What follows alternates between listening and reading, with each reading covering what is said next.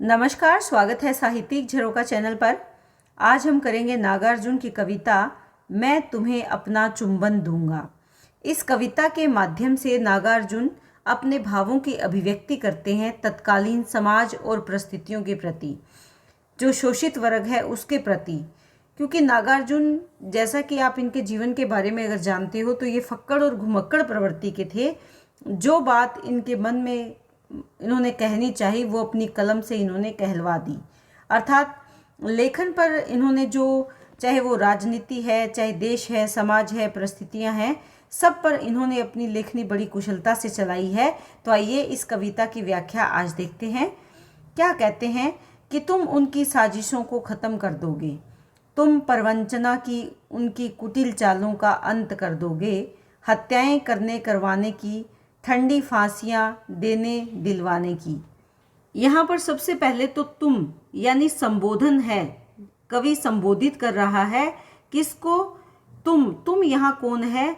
जो मुक्तिदाता है, जो दिशा दिखाने वाला है, समाज वर्ग को एक नई रोशनी, एक नई दिशा, एक नया जीवन मार्ग जो देने की काबिलियत रखता है, उसको संबोधन किया है। उनकी साजिशों को ख़त्म कर दोगे। जो समाज के भीतर साजिश कर रहे हैं, उनकी सभी साजिशों को तुम अगर आ गए तो तुम ख़त्म कर दोगे। तुम प्रवंचना यानी धोखे से चली हुई उनकी कुटिल चालों का अंत कर दोगे। जो धोखेबाजी करके कुटिल चालें चलते हैं, उन कुटिल चालों का तुम समापन कर दोगे, अंत कर दोगे। हत्याएं करने और करवाने की, ठंडी फांसियां देने और दिलवाने की। एक ऐसा वर्ग समाज का जो हत्याएं करता है और करवाता है। ठंडी फांसियां देने और दिलवाने की अर्थात एक ऐसा वर्ग है समाज का जो समाज में आतंक फैलाने का प्रयास करता है। उन सबको चुपचाप जहर घोलने और घुलवाने की, कारागार की नारकीय कोठरियों में मानवता को गलने और गलवाने की, यानी उनकी एक एक साजिश को तुम खत्म कर दोगे हमेशा हमेशा के लिए। जो हमारे देश में, हमारे समाज में चुपचाप जहर घोलते हैं और घुलवाते हैं। किसके नाम पर?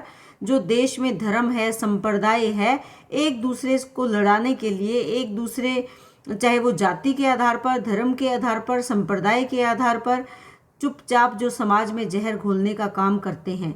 कारागार में जो नरकीय जीवन जीते हैं, उन कोठरियों में जहाँ पर मानवता गल गल कर खत्म हो जाती है, वो गलाने और गलवाने की, अर्थात मानवता वहाँ मर रही है, दम घुट रहा है और घुट घुट कर वो अपना जीवन समाप्त कर रहे हैं। यानी उनकी एक एक साजिश को तुम खत्म कर दोगे, और वो भी कैसे?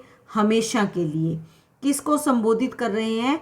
उस व्यक्ति विशेष को जो समाज को एक नई दिशा दे सकता है। समाज का वो व्यक्ति जो समाज में एक नए विचार के माध्यम से नया दृष्टिकोण प्रस्तुत कर सकता है। मैं तुम्हारा ही पता लगाने के लिए घूमता फिर रहा हूँ। जैसा कि मैंने बताया, ये घुमक्कड़ प्रवृत्ति के थे।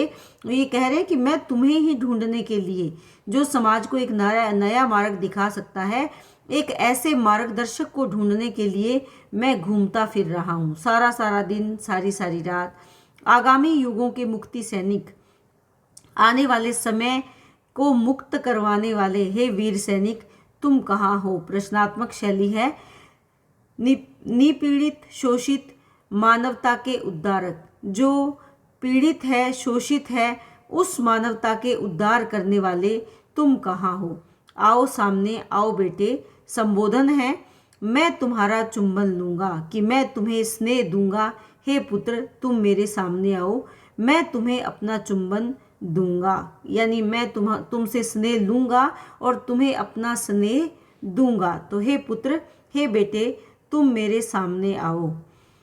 मैं तुम्ही को अपनी यह शेष आस्था समर्पित करता हूँ, कि मैं तुम्हें शेष, जो थोड़ी बहुत बची रह गई है, आस्था, भरोसा, विश्वास, मैं तुम्हें समर्पित करता हूँ। मैं तुम्हारे लिए जीऊँगा और मरूँगा। मैं तुम्हारे इर्द गिर्द रहना चाहूँगा। इर्द गिर्द यानी आसपास ही रहना चाहूँगा। मैं तुम्हारे ही प्रति अपनी वफादारी निभाऊँगा, कि मैं तुम्हें अपना पूर्ण समर्थन दूंगा और मैं तुम्हारे प्रति हमेशा वफादार भी रहूँगा।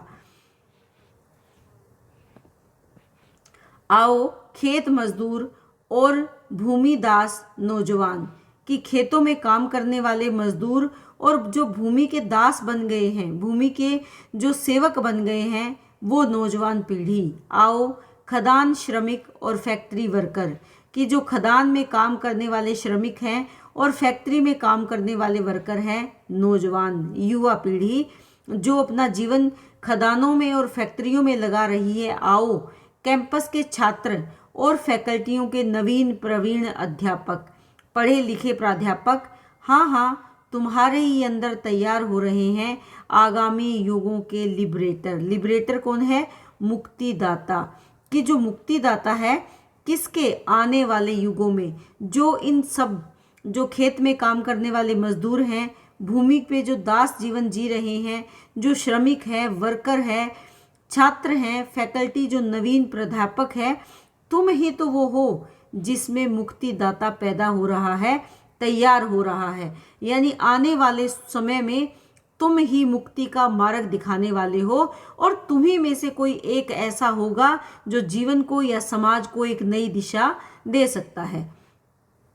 आओ भाई आओ, सामने आओ, मैं तुम्हारा चुम्बन लूंगा, कि मैं तुम्हें स्नेह लूंगा, तुमसे स्नेह लूंगा और तुम्हें स्नेह दूंगा। मैं तुम में से एक एक सिर सूंघूंगा। आओ भाई सामने आओ, अर्थात मैं तुम्हें स्नेह दूंगा, तुम मेरे सामने आओ। हंसो खेलो मेरे साथ, दिल बहलाऊंगा तुम्हारा, कुछ भी कहूँगा तुम्हारे लिए, मैं तुम्हें अपना चुंबन दूंगा। ये नागार्जुन की कविता है। तो इसमें वो क्या कह रहे हैं कि आओ, हर उस युवा वर्ग को सामने बुलाना चाहते हैं जो मेहनत मजदूरी में अपना जीवन बिता रहे हैं और ऐसे में जो तत्कालीन परिस्थितियां हैं वो पूंजीवादी परिस्थिति है जो निम्न वर्ग का शोषण कर रही है या मजदूर वर्ग के प्रति शोषण का भाव रखती है। ऐसे में कवि का ये उद्देश्य है कि वो सबको एकत्रित करे और उनमें से कोई एक ऐसा निकल कर सामने आए जो समाज को एक नई दिशा दिखा पाए, लोगों को एक नया मार्ग दिखा पाए और उनकी जीवन परिस्थितियों में थोड़ा बदलाव ला पाए। ऐसे व्यक्ति को नागार्जुन स्वयं अपना स्नेह देना और स्नेह लेना चाहते हैं। यहाँ पर समाज भी, जैसे मैं तुम्हें, तो मैं से तात्पर्य क्या है? समाज भी हो सकता है। ये कवि के व्यक्तिगत विचार हैं या कवि की अपनी कल्पना है। ये कवि की केवल अपनी कल्पना है। वो समाज के प्रति क्या सोचता है उस भाव को लेकर इस कविता की रचना उन्होंने की है। कहीं पर भी मेरे पास ऐसा कोई मटेरियल नहीं जहाँ पर व्याख्या मैं इसकी कहीं से देखकर आपको करवा पाऊँ, लेकिन हम यहाँ पर एक भाव और ले सकते हैं। मैं का मतलब समाज है। समाज का मतलब वो समाज जो दुखी है, प्रताड़ित है, तो वो समाज किसी ऐसे व्यक्ति को बुलाना चाहता है जो उसके जीवन में बदलाव ला सके। लेकिन यहाँ पर समाज के साथ साथ कवि भी हो सकते हैं जो ये चाहते हैं कि कोई एक व्यक्ति सामने निकल कर आए और वो बदलाव लाए। और वो व्यक्ति किन में होगा? वो व्यक्ति इन्हीं में होगा जो मजदूर है, जो शोषित हैं, जो फैक्ट्रियों में काम करने वाले हैं, या कोई युवा जो छात्र शिक्षा पा रहा है, या कोई ऐसा प्राध्यापक जो शिक्षा दे रहा है।